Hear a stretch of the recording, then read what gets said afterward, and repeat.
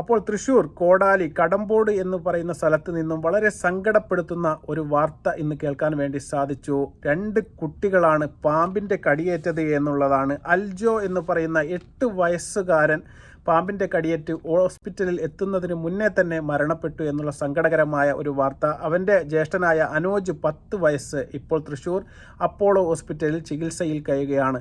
ഈ ഒരു കടിയേറ്റതിന് ശേഷം പോലും അച്ഛനും അമ്മയ്ക്കും എന്താണ് പറ്റിയത് കുട്ടികൾക്ക് എന്ന് മനസ്സിലാക്കാൻ വേണ്ടിയിട്ട് ഒരുപാട് സമയമെടുത്തു എന്നുള്ളതാണ്. കാരണം തലേ ദിവസം അവർ ഒരു പ്രോഗ്രാം കഴിഞ്ഞതിന് ശേഷം 4 പേരും അവക്കോഡോ ജ്യൂസ് കുടിച്ച് കിടന്നുറങ്ങിയതാണ്. അപ്പോൾ അവർ വിചാരിച്ചത് ഈ ഭക്ഷ്യവിഷബാധ കുട്ടികൾക്ക് എന്നാണ്. കുട്ടികൾക്ക് ദേഹാസ്വാസ്ഥ്യം അനുഭവപ്പെട്ടതിനെ തുടർന്നാണ് 2 പേരെയും അവസാനം അവർ ഹോസ്പിറ്റലിൽ അഡ്മിറ്റാക്കിയത്. ആ സമയത്ത് ഹോസ്പിറ്റലിൽ നിന്ന് ഡോക്ടർമാരാണ് അവസാനമായിട്ട് ഇവർക്ക് പാമ്പ് കടിയേറ്റതാണ് എന്ന് മനസ്സിലാക്കിയത്. പാമ്പ് കടിയേറ്റ പാടുകൾ വരെ അവർക്ക് കണ്ടെത്താൻ വേണ്ടി സാധിച്ചു. അതിനുശേഷം നാട്ടുകാരും വീട്ടുകാരും എല്ലാം ഈ പാമ്പിന് വേണ്ടി തിരഞ്ഞ സമയത്ത് ഈ പാമ്പിനെ കണ്ട സ്ഥലം എന്ന് പറയുന്നത് കുട്ടികൾ കിടന്ന തലയിണയുടെ അടിയിലാണ് പാമ്പ് സുരക്ഷിതമായിട്ട് കിടക്കുന്നത് എന്ന് നിങ്ങൾ ആലോചിക്കണം.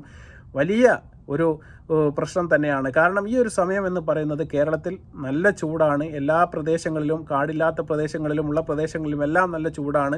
ആ സമയത്ത് തീർച്ചയായിട്ടും ഈ ജന്തുക്കളെല്ലാം തന്നെ ഈ തണൽ കിട്ടുന്ന അല്ലെങ്കിൽ തണുപ്പ് കിട്ടുന്ന സ്ഥലങ്ങളിലേക്ക് കയറി താമസിക്കാനുള്ള ഒരു സാധ്യത കൂടുതലാണ്. അത് തന്നെയാണ് അവിടെയും ഉണ്ടായത്. ജനലിൻ്റെ ഉള്ളിൽ കൂടിയോ അല്ലെങ്കിൽ വാതിലിൻ്റെ അടി കൂടിയോ ഒക്കെ കയറി കിടക്കാനുള്ള സാധ്യത കൂടുതലാണ്. അത്തരത്തിൽപ്പെട്ട ഒരു സാധ്യത നിലനിർത്തിക്കൊണ്ട് തന്നെയാണ് ഇപ്പോൾ തീർച്ചയായിട്ടും തെരച്ചിലെല്ലാം നടത്തിയതിന് ശേഷം വീടിൻ്റെ അകത്ത് വെച്ച് തന്നെ പാമ്പിനെ പിടികൂടാൻ വേണ്ടി ആ നാട്ടുകാർക്ക് സാധിച്ചു. ആ പാമ്പിൻ്റെ ചിത്രമാണ് നിങ്ങൾ ഈ സൈഡിൽ കാണുന്നത്. പാമ്പ് വെള്ളിക്കെട്ടനൊക്കെ ചില നാട്ടിൽ പറയപ്പെടും. അതുപോലെ തന്നെ ശംഖുവരൻ എന്ന് പറയുന്ന പാമ്പാണ്.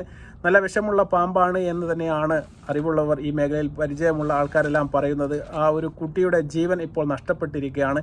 ഇതൊരു കാര്യം തീർച്ചയായിട്ടും ഇന്ന് നാട്ടിലുള്ള എല്ലാവരും ശ്രദ്ധിക്കേണ്ട ഒരു കാര്യമാണ്. കാരണം എത്ര നമ്മൾ ഈ കിടക്കുന്നതിന് മുന്നേ റൂം തീർച്ചയായിട്ടും ഒന്ന് മുട്ടിക്കൊടഞ്ഞ് തീർച്ചയായിട്ടും നോക്കേണ്ടത് അത്യന്താപേക്ഷിതമാണ്. ഈ ഒരു സമയങ്ങളിലാണ് ഇത്തരത്തിൽപ്പെട്ട ഈ ജന്തുക്കളെല്ലാം തന്നെ കയറിക്കിടക്കുന്നത്. അതുകൊണ്ട് തന്നെയാണ് ഞാൻ ഈ വീഡിയോ നിങ്ങളുടെ ശ്രദ്ധയിലേക്ക് കൊണ്ടുവരുന്നത്.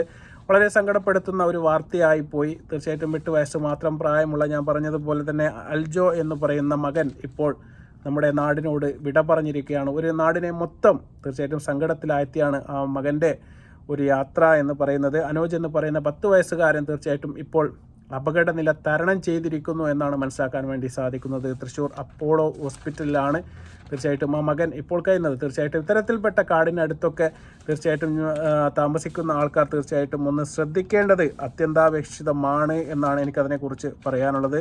തൃശ്ശൂർ കോടാലി കടമ്പോട് എന്ന് പറയുന്ന സ്ഥലത്താണ് ഇത്തരത്തിൽപ്പെട്ട ഒരു അപകടം അല്ലെങ്കിൽ ഇത്തരത്തിൽപ്പെട്ട ഒരു പ്രശ്നം ഉണ്ടായിരിക്കുന്നത്. തീർച്ചയായിട്ടും ആ കുടുംബത്തിന് തീർച്ചയായിട്ടും ക്ഷമ നമ്മുടെ ദൈവം നൽകട്ടെ.